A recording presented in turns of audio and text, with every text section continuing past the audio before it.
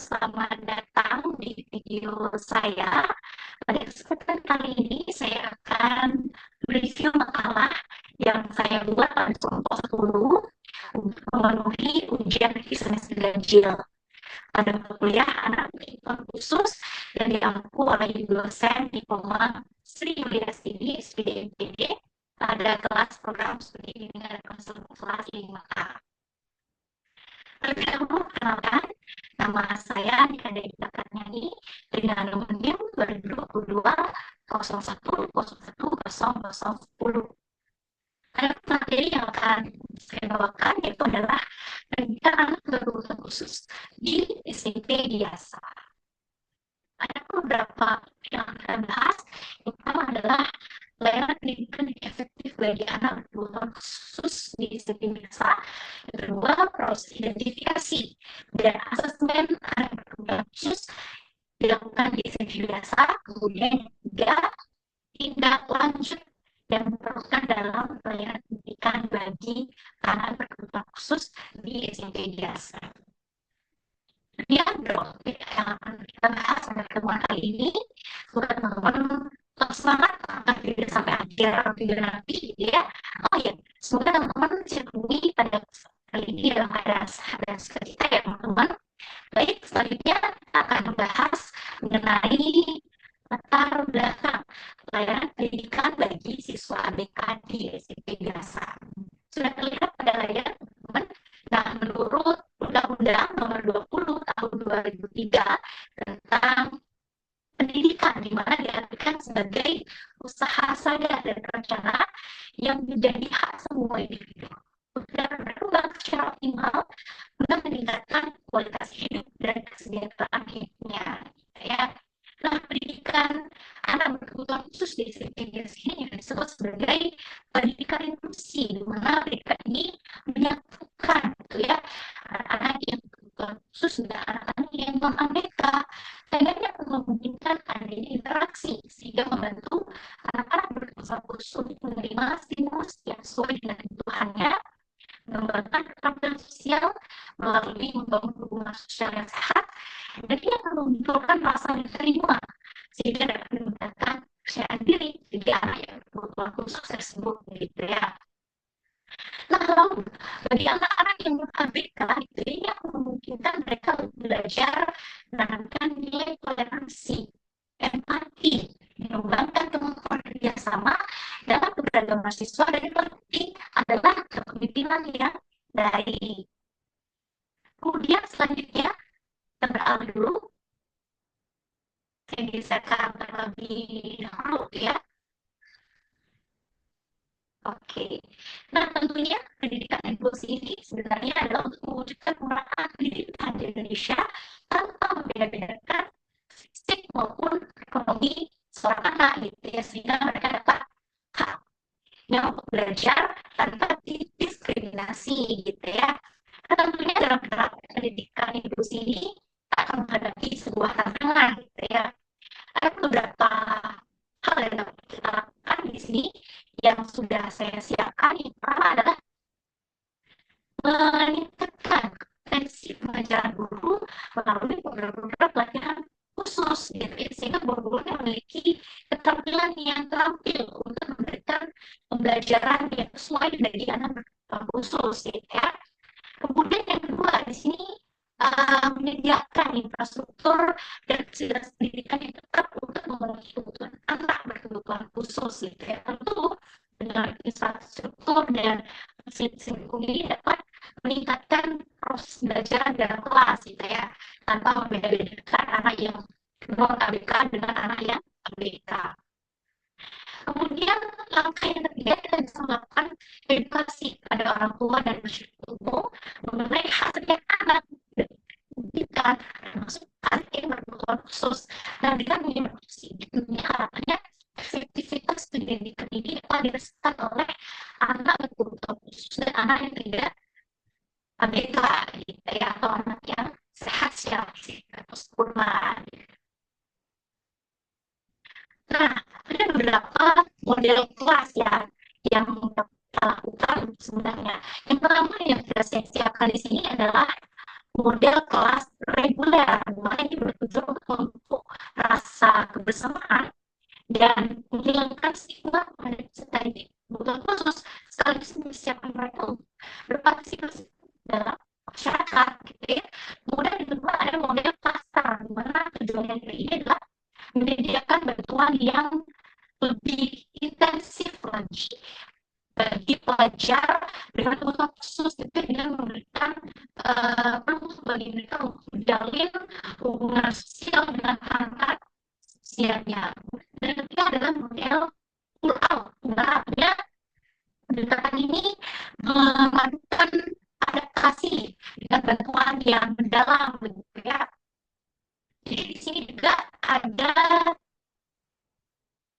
model kelas yang berikutnya, yaitu adalah cluster dan pull out, di mana pendekatan ini perpaduan antara sistem cluster dan pull out yang menawarkan adaptasi yang lebih luas gitu ya dalam mengakomodasikan kebutuhan belajar, di mana contohnya adalah ruang kota, di mana siswa anak kebutuhan khusus ini ditempatkan dalam kelas umum dengan bantuan tambahan yang khusus gitu ya, atau juga bisa memanfaatkan istilah pisah untuk memberikan pengajaran yang lebih mendalam pada tempat tertentu gitu ya. Kemudian ini bisa menjadi strategi ya untuk mengungkapkan pembelajaran di kelas gitu ya.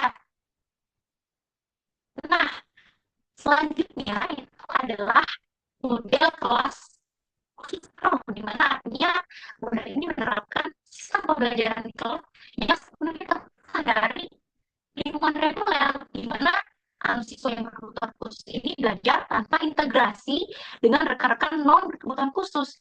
Jadi intinya adalah penyediaan layanan pendidikan yang sangat spesialis dan intensif gitu ya, bahwa lingkungan belajar yang sangat terstruktur dan berfokus ini akan memungkinkan menerapkan solusi yang optimal untuk mengakomodasikan kebutuhan unik mereka dan memberikan dukungan yang tidak mungkin diperoleh dengan setting pendidikan yang lebih inklusif gitu. Nah, pada layar juga sudah saya tulis ya tentang pertimbangan dalam pelaksanaan asesmen pada anak berkebutuhan khusus. Nah, sudah ada 5. Yang pertama adalah anak yang diidentifikasikan sebagai kebutuhan khusus itu harus melalui serangkaian proses identifikasi dan observasi. Yang kedua, asesmen ini dilakukan pada anak-anak yang memang benar-benar memerlukan, sehingga perlu mendapatkan tujuan dari orang tuanya gitu ya. Yang ketiga adalah keputusan mengenai kelayakan anak untuk menerima layanan pendidikan khusus yang sudah dibuat oleh tim ahli profesional yang kompeten. Kemudian yang keempat, perencanaan pembelajaran bagi anak berkebutuhan khusus yang telah disusun oleh tim asesmen yang relevan dan memiliki keterkaitan langsung dengan anak kebutuhan khusus gitu ya. Dan yang terakhir, evaluasi ini dilakukan juga secara berkala selama pelaksanaan program yang dimana bertujuan untuk bisa memantau perkembangan dan kemajuan anak gitu ya. Lalu asesmen anak berkebutuhan khusus ini juga dapat dilakukan dengan 2 cara. Yang pertama adalah observasi dan juga wawancara yang dilakukan oleh orang-orang yang sudah kompeten di bidangnya ya. Selanjutnya adalah tindak lanjut yang diperlukan dalam pelayanan pendidikan bagi anak berkebutuhan khusus di SMP.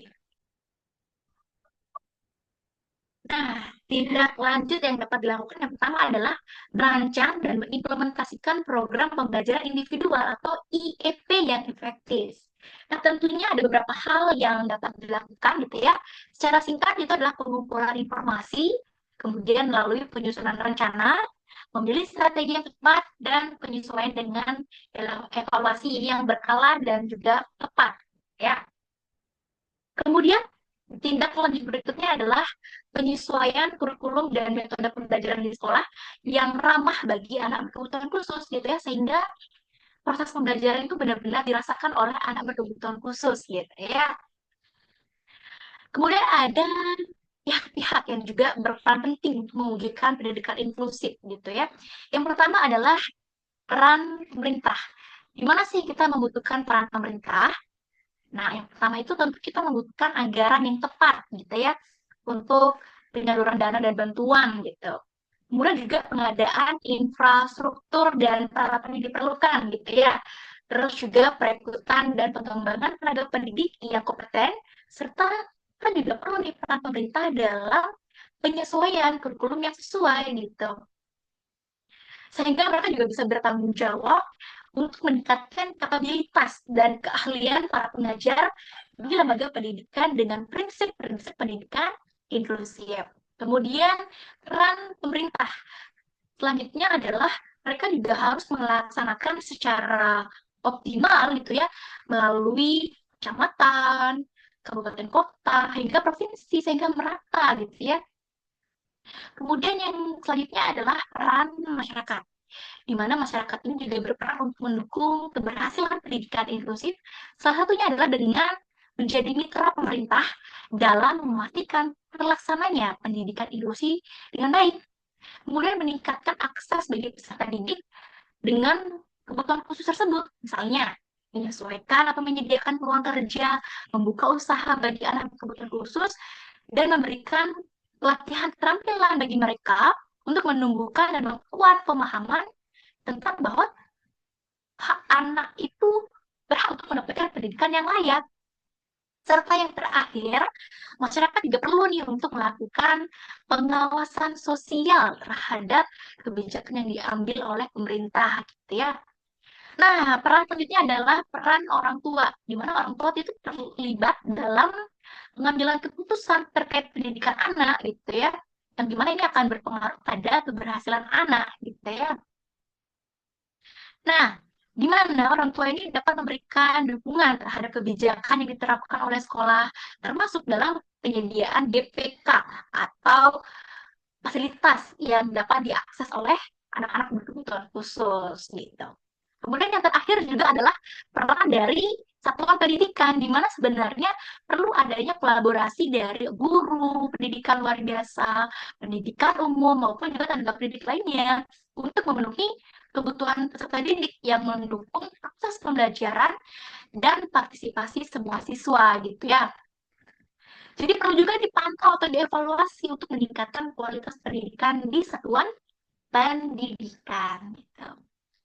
Nah, berikutnya ini ada tambahan ya, di mana saya juga menyantumkan cerita inspiratif yang saya ambil dari cerita Rashid, yang dimana anak berkebutuhan khusus ini menjadi dubbing seri animasi anak, yaitu berjudul Calm Squad. Nah, kita perlu mengenal dulu kira-kira ini kita geser dulu ya, mungkin di sini ya, saya taruh ya, di sini dulu ya. Nah, ada fakta nih terkait inspiratif dari Rashid. Rashid ini adalah murid SMP Cikal Bakal Surabaya dan pendidikan inklusi Cikal Bakal dari Surabaya. Nah, Rashid ini adalah dubber serial animasi anak Kamsquad sebagai proyek pengembangan diri di sekolah Cikal Surabaya. Rashid ini fakta yang pertama adalah suka membaca sejak kecil. Di sini juga sudah terlihat ya, menaati ilmu zoologi, menyukai binatang gitu ya, menyukai dinosaurus, memiliki minat pada aktivitas dan kegiatan menggambar, kemudian memiliki kemampuan berbahasa Inggris yang sangat baik. Dan terakhir, Ras juga memiliki kompetensi yang baik sebagai dabar muda. Nah, kita bisa baca di bagian ini, teman-teman. Rashid senang menonton kartun animasi anak yang dipenuhi dengan pesan moral yang positif. Ia juga memahami dengan baik pengembangan karakternya, sehingga dalam proyek asesmen penilaian akhir sosial studi ini, ia berhasil melakukan dubbing seri animasi dengan baik dan akan selalu diasah. Nah, selanjutnya, oh ya, teman-teman, untuk melihat secara langsung ya, teman-teman bisa akses link ini untuk menuju ke berita yang memuat tentang kisah inspiratif seorang Rashid ini ya. Nah, berikutnya adalah adanya personalisasi penilaian dan media pengembangan pribadi Rashid di program Social Study Pendidikan Inklusi Cikal Surabaya. Nah, kita lihat dulu dari sebelah kanan ya, menggambar sebagai media pengembangan diri Rashid, di mana ia memvisualisasikan pemahamannya tentang tema pembelajaran dalam bentuk gambar. Tentu ini mendukung dan menyesuaikan minatnya dan pengembangan dirinya gitu. Selanjutnya adalah dubbing project sebagai media pengembangan diri Rashid. Nah, dubbing ini sebenarnya opsi yang dihadirkan oleh pendidik social study Rashid untuk menjadi media pendekatan ekspresi dirinya ketika mempelajari tentang minat, hobi, dan juga talent. Karena kesukaan Rashid ini menonton kartun animasi anak yang penuh dengan pesan moral yang positif, maka ia juga bisa memahami nih, mengembangkan karakter yang baik, sehingga dia berhasil melakukan dubbing ini dengan sangat baik gitu ya. Nah, sebenarnya cerita inspiratif ini diambil atau saya dan teman-teman saya di kelompok 10 angkat karena dari Rashid ini kita bisa melihat bagaimana anak-anak yang berkebutuhan khusus ini dapat berkembang ketika mereka bisa menemukan pendidikan inklusi yang tepat untuk diri mereka. Sehingga mereka bisa berkembang secara optimal dan bisa menerima stimulus-stimulus yang sesuai dengan kebutuhannya. Kita bisa melihat di sini ternyata Rashid memiliki keahlian untuk dubbing suara. Yang sebenarnya dubbing suara ini sebenarnya adalah ajakan dari guru dari Rashid ini untuk mencoba sebenarnya. Tapi ketika Rashid ini sudah mencoba berlatih gitu ya dalam dubbing suara, dia merasa nyaman untuk melakukan dubbing suara ini dan akhirnya dia dapat mengisi suara dari animasi ini gitu. Tentu ini bisa menjadi peluang bagi Rashid untuk bisa berkembang, mengembangkan bekal tentang minatnya, hobinya, dan juga kemampuannya gitu. Mereka di sini juga bisa melihat pandangan dari Ibunda Rashid yang bernama Feby gitu ya. Pendidikan inklusif itu sangat penting dihadirkan di sekolah yang menerima anak-anak berkebutuhan khusus. Saya rasa Rashid itu senang di Cikal. Dan saya juga sebagai orang tua juga senang jika memiliki wadah anak-anak berkebutuhan khusus di Cikal yang tidak didiskriminasikan. Nah, ini pesan dari Ibu Feby atau orang tua dari Rashid. Gitu. Jadi di sini saya dan teman-teman berniat memberi informasi juga kepada teman-teman bahwa ternyata pendidikan inklusi ini juga sangat penting bagi anak-anak berkebutuhan khusus ya, dimana manfaatnya benar-benar dirasakan oleh anak-anak yang berkebutuhan khusus gitu. Nah, selanjutnya saya juga menayangkan latihan soal yang boleh teman-teman akses gitu ya bagi teman-teman yang berniat. Di sini saya sudah sediakan latihan soal yang boleh teman-teman kerjakan. Kalau teman-teman berniat, teman-teman boleh akses latihan soal ini ya. Nah, berikutnya sudah berakhir pula sesi video kali ini mengenai pendidikan anak berkebutuhan khusus di SMP biasa. Harapannya informasi yang sudah kita bahas hari ini bisa bermanfaat untuk teman-teman semuanya dan tentunya juga bisa memenuhi tugas akhir saya atau ujian akhir semester ganjil pada mata kuliah anak berkebutuhan khusus ini gitu ya. Mungkin demikian saja yang dapat saya sampaikan. Sampai bertemu di lain video. Bye-bye.